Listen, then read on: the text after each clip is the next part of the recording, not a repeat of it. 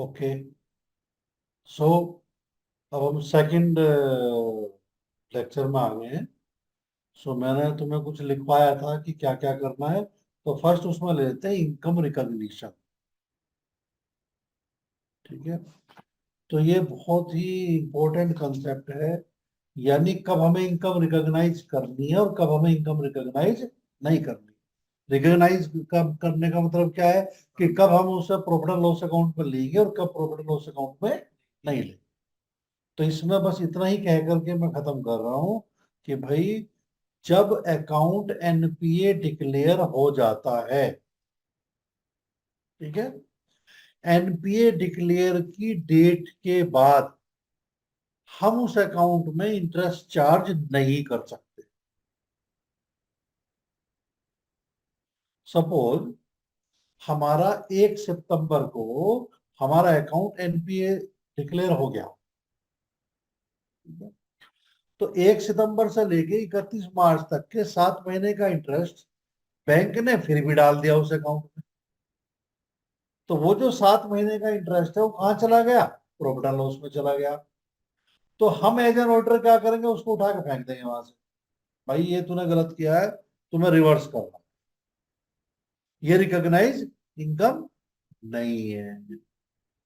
Prudential loan और recognition ये बताता है। ठीक है, समझ में आ गई बात भाई? क्लियर हो गया बिल्कुल? अब यहां पर वो वाला कंसेप्ट नहीं लगेगा कि जी खर्चा इतने का इनकम इतने की, ये मतलब नहीं है भाई। Is as per this norm. अब दूसरी बात, अकाउंट एनपीए चल रहा है और हमें जो है 7 महीने का इंटरेस्ट हमें लेना था उससे। वो आया मरा गिरा, उसने दबाव दे दो करके बैंक ने 2 महीने का इंटरेस्ट निकाल लिया। तो ऐसा इंटरेस्ट जो मिल गया है उसको रिकॉग्नाइज कर लेंगे और 5 महीने वाले को डिरिकॉग्नाइज कर। क्लियर हो गया भाई?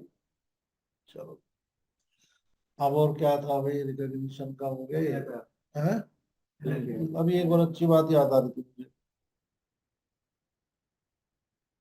रिकॉग्निशन हो गया, हाँ। तो देखो, एक चीज और ध्यान करना, मैं तुम्हें बार बार बताई है मैंने कि we are auditors. We are not suppose, rather we are not entitle कि हम बैंक की बैलेंस शीट में कोई छेड़छाड़ करें। ऑडिटर का काम क्या है? तुम्हें कुछ गलत लग रहा है तो उसको रिपोर्ट करो। और रिपोर्टिंग भी दो तरह की होती है, क्वालिफाई करना और इंफॉर्मेटरी करना। अब ये क्या मतलब है सर? क्वालिफाई करने का मतलब ये कि ये तुमने बिल्कुल ब्लंडर कर रखा है, हम तुम्हारी रिपोर्ट दे रहे। क्वालिफाई करने का मतलब भाई ठीक नहीं है तुम्हारा, गलत है। और क्वालिफाई ना करके इंफॉर्मेशन देना, तो हमने रिपोर्ट प्रॉपर तो नहीं करी, मतलब उसका 100% रॉन्ग तो है नहीं, वो कंसेप्चुअली रॉन्ग नहीं है, बट सब डेविएशन है जिसको कि हम कहते हैं भाई इसको करेक्ट कर सकते। दोनों में क्लैरिटी समझ में आ गई? यानी कहीं सुनोगे ना तो ये उसने क्वालिफाई कर दिया, क्वालिफाई कर दिया। ठीक है, तो कोई भी क्वालिफिकेशन बहुत मतलब वर्स्ट केस में होती है। समझ में आ गई बात? अब सर आपने तो बता दिया कि हम तो बैलेंस शीट में चेंज नहीं कर सकते, हम तो प्रॉफिट लॉस में चेंज नहीं कर सकते, और हमें कह रहे जी आप चेक करो, वेरीफाई करो, रिपोर्ट दो, फाइनेंशियल स्टेटमेंट सही कर रहे हैं जी वो कि हमें सही एक्यूरेसी की रिपोर्ट देनी है। तो बैंक ऑडिट के केस में आपके हाथ में एक एमओसी नाम का अस्त्र दे दिया भाई। ठीक है, इस पे एक एग्जांपल से समझाता हूँ। सपोज आपको किसी अकाउंट में 7 महीने का 7,000 रुपए का इंटरेस्ट बैंक ने चार्ज कर रखा था। ठीक है, और हमें क्या करना है उसको? हमें डी रिकॉग्नाइज करना है। भाई तू इसमें इंटरेस्ट चार्ज नहीं कर सकता। क्या इफेक्ट आएगा उसका? यानी जब उसने इंटरेस्ट चार्ज किया था तो प्रॉफिट एंड लॉस के क्रेडिट में इंटरेस्ट बढ़ा दिया। ठीक, और उसके ऊपर लोन और चढ़ा दिया 7,000 रुपए से, दिया तो उसने है नहीं। उसका जो बैलेंस है हमारी बुक्स में हमें जो लेना है उससे, उसमें 7,000 रुपये और बढ़ा दिया, ये तो उसने है नहीं। ठीक। और उधर क्या कर दिया, 7,000 रुपये की इनकम बढ़ा दी हमने। तो इफेक्ट क्या करेंगे इसको, रेक्टिफिकेशन ऑफ एरर कैसे होगा, उल्टा मार दो, इनकम बढ़ी हुई है, कम कर दो। आगे समझे बात। तो इफेक्ट क्या जाएगा इसका, प्रॉफिट एंड लॉस अकाउंट में इनकम कम होगी, इंटरेस्ट कम होगा, और ऐसे ही जो एडवांस में 7,000 रुपये बढ़े हुए हैं उससे लेने हमें, उसे कम कर दो। तो हमारे एडवांस भी कम हो जाएंगे 7,000 से, और हमारी इनकम भी कम हो जाएगी 7,000 से। ये है वो सी है इसका। ठीक है। वो आप साइन करवाओगे, और वो ब्रांच मैनेजर से, ब्रांच इंचार्ज से काउंटर साइन होता है कि हाँ जी हम भी मानते हैं। ये नहीं कि तुम अपनी मर्जी से करे चले जाओ। तो एमओसी समझ में आ गया तुम्हें, यानी तुम्हें कोई भी चेंज देना है, इफेक्ट देना है, वो थ्रू एमओसी दोगे। तो एमओसी बता दिया मैंने तुम्हें। ठीक है। और ये क्या बताया मैंने तुम्हें, हाँ। अब एक चीज और बता देता हूँ। देखो, अभी आपको बहुत बड़े आश्चर्य मिले थे कि बैंक की बैलेंस शीट में कैपिटल नहीं होती। तो बैंक की बैलेंस शीट बनती कैसे है, तुम लोगों ने एचओ एंड ब्रांच अकाउंटिंग सीखी होगी बीकॉम में। तो एक इनका हेड ऑफिस है, सपोज उसकी 1,000 ब्रांच है पूरी इंडिया में। तो उसकी बैलेंस शीट तो एक ही बनेगी, एक ही तो बैलेंस शीट इनकम टैक्स में जाएगी, ब्रांच की अलग अलग टैक्सेबिलिटी नहीं होने की। ठीक है। तो ये जो सारा मर्जर का काम होता है कहाँ होता है, हेड ऑफिस में। हेड ऑफिस के लिए अलग सी अपॉइंट होते हैं, और ब्रांचेज के लिए अलग होते हैं। तो जो हेड ऑफिस के लिए या एक उसके लिए होते हैं, ये जोन में बना देते हैं, 3-4 जोन बना देते हैं। उसमें हम क्या बोलेंगे उन ऑडिटर को, सेंट्रल स्टैट्यूटरी ऑडिटर्स। ठीक है। और जो हम ब्रांच में जाते हैं, डिफरेंट ब्रांच में, हमें बोला जाता है ब्रांच स्टैट्यूटरी ऑडिटर्स, एसबी। ये भी क्लियर समझ में आ गई बात। तो ये क्या करते हैं कि 31 तारीख की जो बैलेंस शीट हमें निकाल कर देंगे, तो इनका तो पूरा सॉफ्टवेयर है ओवर इंडिया का, उसमें जो उस ब्रांच ने फीडिंग कर दी उसके आधार पे combined complete balance sheet HO में बन जाती है ऑटोमेटिकली। अब मान लीजिएगा हम उसमें चेंज कर देते हैं, तो सारा हेड ऑफिस भी इफेक्टेड होगा उससे। इसीलिए उन्होंने कहा है कि आप हमारे को कोई इफेक्ट नहीं दोगे, जो भी इफेक्ट दोगे किससे दोगे, एमओसी से। मेरे ख्याल से कंसेप्ट क्लियर हो गया। अब बताओ नेक्स्ट पॉइंट क्या था। L F A R. L F A R का मतलब होता है लॉन्ग फॉर्म ऑडिट रिपोर्ट। ठीक है। अब ये क्या है, अभी मैंने आपको बताया था कि जो हमारी मेन रिपोर्ट होती है, कुछ क्वालिफाई करना हमें तो उसमें कर सकते हैं। ऐसी चीज जो हम मैनेजमेंट के नॉलेज में लाना चाहते हैं कि भाई आपके यहाँ ये हो रहा है, इसमें सुधार की जरूरत है, ऐसा कर लो, वैसा कर लो। या मैनेजमेंट हमारे से कुछ चीज पूछता है, रिपोर्टिंग मांगता है कि भाई आप ब्रांच में ऑडिट करने गए, तो वहां जो सिस्टम हमने लगा रखे हैं वो सिस्टम अप्लाई कर रहे हैं या नहीं कर रहे। सिस्टम मान लो अप्लाई नहीं कर रहे, लेकिन उसकी वजह से कोई लॉस हुआ, वो तो हम मेन रिपोर्ट में कर देंगे, एमओसी कर देंगे उसका। लेकिन जब हम सिस्टम्स पे कमेंट करते हैं, तो वो सारे कमेंट कहाँ जाते हैं, या जिस पर हम एमओसी नहीं देते, जो हमारे मेन रिपोर्ट के पॉइंट नहीं है, उनको हम कहाँ कर देते हैं, एलएफआर। ठीक है। तो एलएफआर में क्या है, क्वेश्चन आंसर टाइप होता है। जैसे कैश का हो गया, हाँ जी ब्रांच में कैश कितना रहता है, मैक्सिमम मिनिमम कैश की एक लिमिट हर ब्रांच में रहती है कि ये ब्रांच इस लेवल की है कि तुम्हारे पास में हमेशा 20 लाख रुपया कैश रेंट रहना चाहिए। अब तुमने देखा होगा कि ब्रांच के पास कभी भी कुछ पैसा लेने चला जाए, कोई वो उसे मना नहीं कर सकता, लेकिन वो कितना कैश मेंटेन करे। तो कभी कभी तुमने भी देखा होगा ब्रांच मैनेजर तुम्हें बहुत आराम से बोलता है आप 10 मिनट वेट कर लो। तो वो क्या करता है, वो कैश उठा लाता है, कहाँ से लाता है उठा करके, या तो पड़ोसी बैंक से उठा लेगा, या बैंकों के बैंक से उठा लेगा, या चेस्ट से उठा लेगा। हाँ चेस्ट बता देता हूँ, तुम चेस्ट क्या होती है। तो ऑडिट करने गया था चेस्ट में पीएनबी की। सर आपने बोला चलेंगे पर लेकिन गए नहीं। अच्छा सर, जो रिवेन्यू करके आए थे सर, रिवेन्यू जो करके आए थे। ठीक है। ठीक, अब समझो बात को। चेस्ट का मतलब क्या होता है कि करेंसी का भंडार। यहाँ पर हमारे हरिद्वार में एक चेस्ट हमने ऑडिट की थी, स्टेट बैंक ऑफ पटियाला की, जो हिमगिरी होटल में देवपुरा में है। और दूसरी चेस्ट है ये पीएनबी की सेक्टर 4 में। इनमें जो कैश भरा होता है ना, इतने बड़े बड़े बक्से हैं। वो जो सर्टिफिकेट दिया था उसमें 1,000 करोड़ था, कितना था वो? 800 करोड़ कुछ, 1,400 करोड़ इतना 14 करोड़ क्या, के आसपास था। याद आ रहा है कुछ? मैंने तो उसको चेस्ट बोलते हैं। यानी पहले तो वो बैंक ब्रांच क्या करेगी, आसपास से लेके कोशिश कर ले भैया 20-25 लाख ले लो। और अगर उसके पास प्रॉब्लम है तो वो क्या कर सकती है कि चेस्ट से ले सकती है हैवी पैसा। और अगर तेरे पास बहुत हैवी बैलेंस हो गया कैश का तो चेस्ट में रख ली सकती है। और उस चेस्ट की रिपोर्टिंग डेली बेस पे आरबीआई को होती है, डेली बेसिस। तो समझ में आ गई बात।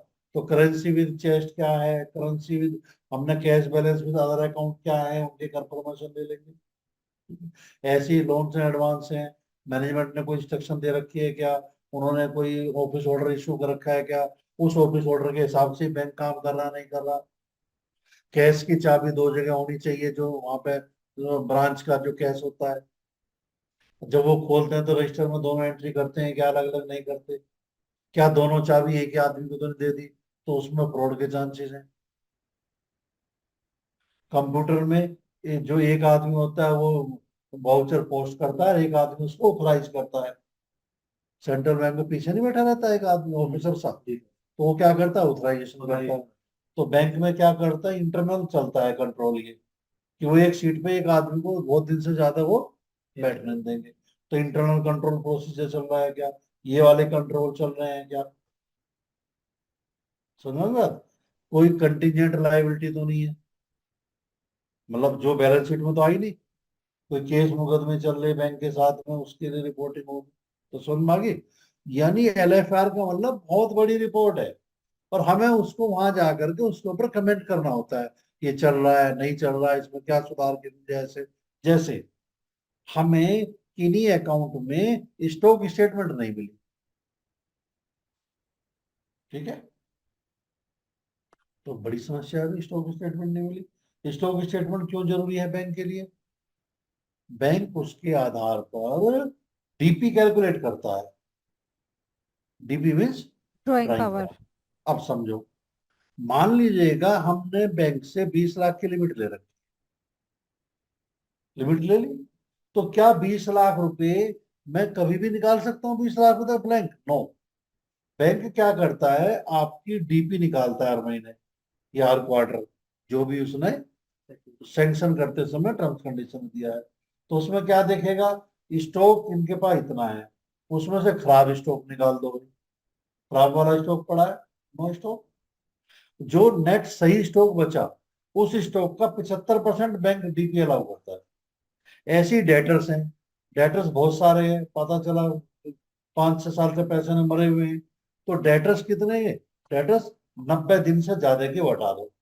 तो ऐसे डेटर्स जो 90 डेज के अंदर, इसका मतलब ये पैसा तो आ जाएगा उसका, उसका 60% देता है, ठीक है। तो स्टॉक का 75% और डेटर्स का 60%। अब जो वो स्टॉक बचा है उसके अगेंस्ट क्रेडिटर भी होंगे, यानी वो स्टॉक कौन से वाला है, क्रेडिटर वाला है, तो क्रेडिटर घटा दो उसमें से। तो ऐसा स्टॉक जिसमें हमारे पैसे से हमने स्टॉक बनाया हो, हमने एक 100 रुपए का स्टॉक लिया है, बैंक को क्या कह रही है, 100 रुपए का स्टॉक है जी मेरे पास, ठीक है? और वो सारा उधार लाए, तो जीरो है वो, तुम्हारा तो है नहीं। तो बैंक किस पे लिमिट देगा, डीपी निकालेगा, जो हमारा पेड स्टॉक है। उस 100 रुपए में से हमें 20 रुपए देने, 80 हमने दे दिया उसके, तो हम क्या कहेंगे, 100 का स्टॉक लेस 20 रुपए क्रेडिटर, 80 का स्टॉक है जी हमारे पास, और 80 में से खराब स्टॉक निकाल दो, तो जो बचा उसका 75%। ये मैंने तुम्हें डीपी कैलकुलेट करनी बता दी। ड्राइंग पावर बोलते हैं इसको। ठीक, अब वो स्टॉक स्टेटमेंट प्रॉपर नहीं दे रहा। जब वो स्टॉक स्टेटमेंट प्रॉपर नहीं दे रहा तो तुम्हारी डीपी नहीं बन पा रही, और जब डीपी नहीं बन पा रही तो ये क्या हो गया, ये तो एनपीए की तरफ जा रहा है, पता नहीं क्या हो रहा है, हमें पता ही नहीं सही चल रहा गलत चल रहा क्या चल रहा। तो हम क्या कहते हैं, हम उसमें अपनी जान छुड़ाते हैं, हम उसमें बोल देते हैं कि stock statement in the case of the following party are not being regularly received by the branch. ठीक है, उसके बेस पे फिर ब्रांच क्या करते हैं, सवाल जवाब बढ़ गए, वो थोड़ा सा पेनलाइज कर देती है, पेनल इंटरेस्ट चार्ज कर देती है। किन्हीं किन्हीं अकाउंट में तुमने पेनल इंटरेस्ट देखा होगा। पेनल इंटरेस्ट कब लगाता है बैंक, जब तुम उसकी कोई फॉर्मेलिटी पूरी नहीं कर रहे। समझ में आ गई बात। चलो, तो ये हो गया। नेक्स्ट क्या था भाई पॉइंट, सर घोष जिलानी। घोष जिलोनी। इसी तरह से मिस्टर घोष थे और एक जिलानी थे, ये दोनों की कमेटी है अलग से, हेडेड बाय कमेटी। इसमें इन्होंने इंटरनल कंट्रोल्स बताए हैं, किसी में कंप्यूटर के बारे में है, किसी में कुछ है। स्टैंडर्ड रिकमेंडेशन है कि ये बैंक में एप्लीकेबल हो रहा है या नहीं हो रहा। ठीक है, इन रिपोर्ट को हम पढ़ेंगे पॉइंट वाइज पॉइंट, और जब हमने बैंक का ऑडिट कर चुके होते हैं पूरा, उसके बाद इसके ऊपर कमेंट करेंगे कि ये हो रहा है या नहीं हो रहा। ठीक है, चलो जी, नेक्स्ट क्या था। सर्टिफिकेशन ऑफ सब्सिडी हाँ, अब ये बहुत बड़ी बात है। देखो भाई, हम पहले देखेंगे types of loan, bank loan किस किस तरह के देता है। ट्रेडर को लोन दे दिया, मैन्युफैक्चरर को दे दिया, किसान को दे दिया, स्टूडेंट को एजुकेशन लोन दे दिया, है ना, डिफरेंट है। मकान बनाने के लिए हाउसिंग लोन दे दिया। ठीक, हाँ, अब आपको इस सेक्टर बता देता हूँ, साथ साथ याद आ गया। तुमने सुना होगा primary sector lending. What is primary sector, ऐसा सेक्टर जिसको कि सरकार बढ़ावा देती है, कि बैंक को आदेश करती है कि लोन तो तुम्हें देना है, लेकिन पहले इनको प्रायोरिटी दो। तो डेवलपमेंट सरकार किस किस का चाहती है, किसान को देना चाहेगी, उसके बाद में मकान को देना चाहेगी, उसके बाद में एजुकेशन को देना चाहेगी, और उसके बाद में जो छोटे छोटे उद्योग धंधे हैं एमएसएमई में जो कवर्ड होते हैं, ये सब किसमें, इसको बोलते हैं प्राइमरी सेक्टर लैंडिंग। क्लियर, समझ में आ गया। और जो बच गए वो अपना बाकी के होंगे। समझ में आ गई बात। चलो, तो ये भी हो गया तुम्हारा। तो ये मैंने क्या बता रहा था मैं? Certification of subsidy. हाँ, अब आते हैं सर्टिफिकेशन ऑफ सब्सिडी। बैंक क्या करता है कि बैंक ने, अब एजुकेशन लोन से समझाता हूँ। एजुकेशन लोन जो देता है, तो एजुकेशन लोन पे सरकार को सब्सिडी देती है। ऐसे ही जब तुम मकान बनाते हो तो 2 लाख रुपए तक की सब्सिडी प्रधानमंत्री योजना से मिल रही है वीकर सेक्शन को। और उसमें है कि 20 लाख रुपए तक के लोन पे, मतलब गरीब कितने का बनाएगा, गरीब करोड़ों का तो बनाएगा नहीं। मैं करोड़ों का मकान बना रहा हूँ, मुझे सब्सिडी चाहिए 2 लाख की। तो वो स्कीम है पूरी, जो उस स्कीम में एंटाइटल होगा उसको मिलेगी। अब वो जो 2 लाख की सब्सिडी क्लेम करनी है, वो सब्सिडी क्लेम कर ली या नहीं कर ली। क्यों, बैंक को सब्सिडी क्लेम करके 2 लाख रुपए से लोन कम करना है, बैंक भूल जाते हैं। तो हमें ही करना है कि हाँ जी, ड्यूरिंग द ईयर इतने लोन हो गए, इतने लोन की ये सब्सिडी बनती थी, और वो सब्सिडी इन्होंने इतनी क्लेम कर दी। आगे सुनिए बात। ऐसे एजुकेशन लोन में होता है, ऐसे हाउसिंग लोन में होता है, और ऐसे ही कुछ लोन वीकर सेक्शन को होते हैं। किसान कार्ड है जी, अरे मनरेगा, अरे नहीं, ये है वीवर्स जुलाई होते हैं, इस तरह के हैं, मतलब जो वीकर सेक्शन है बिल्कुल समाज के, ठीक है ना। तो उनको क्या लोन दिया, उसमें क्या कहते हैं सरकार कि भाई तुम पूरा इंटरेस्ट चार्ज करो इनसे, और हम इसमें इंटरेस्ट सबवेंशन यानी इंटरेस्ट में सब्सिडी, इंटरेस्ट कम करेंगे। तो सरकार ने कहा जी 2% कम करेंगे, तो उसका 2% सरकार से मांगो, और वो उसके अकाउंट में क्या होगा, चार्ज कम कर लेगा, और पूरा कर लिया तो उसको क्रेडिट कर। तो कई तरह के लोग होते हैं। अब इसमें आज की डेट में 15-20 स्कीम चले आ रही है, तो 25 साल से देख रहा हूं मैं। ये 1.5% है, 2% है, 3% है, ये एक्स्ट्रा है, ये वैसे है, ये ऐसे है, तो वो सर्टिफिकेशन हमें साइन करने होंगे, उनका देख देख के साइन करेंगे साहब। और क्या है इसके बाद? Sir bank and bank audit. हाँ, अब देखिए, हम जो ऑडिट कर रहे हैं वो ब्रांच का ऑडिट कर रहे हैं, और तो हमेशा हमें स्टैट्यूटरी ब्रांच ऑडिटर बोला जाता है, हमें एसबीए बोला जाता है। और जो हेड ऑफिस का या जोन में डिवाइडेड करके करते हैं उनको सेंट्रल स्टैट्यूटरी ऑडिटर बोलते हैं। ठीक है, आगे बढ़ो भाई। Types of advances. हाँ, टाइप्स ऑफ एडवांसेस। तो ये तो मैंने तुम्हें बता ही दिया भाई, टाइप्स ऑफ एडवांसेस। हाँ, अब एडवांसेस का बाइफरकेशन कई तरीके से होता है। टोटल एडवांस सपोज बैंक ने 20 करोड़ के दे रखे, तो 20 करोड़ में प्रायोरिटी सेक्शन को कितना और अदर्स को कितना, एक एक बाइफरकेशन ये हो गया, सेक्टर वाइज हो गया। दूसरा कि इसमें से सिक्योरिटी के बेस पे सिक्योर्ड कितना, अनसिक्योर्ड कितना। फिर तीसरा, स्टैंडर्ड कितना, सब स्टैंडर्ड कितना, डाउटफुल कितना। आगे समझे बात? तो ये बैंक के फॉर्मेट है, एडवांस तो 20 ही है, उसको डिफरेंट से सजा के बता रहे हैं। क्लियर हो गया? और बताओ यार।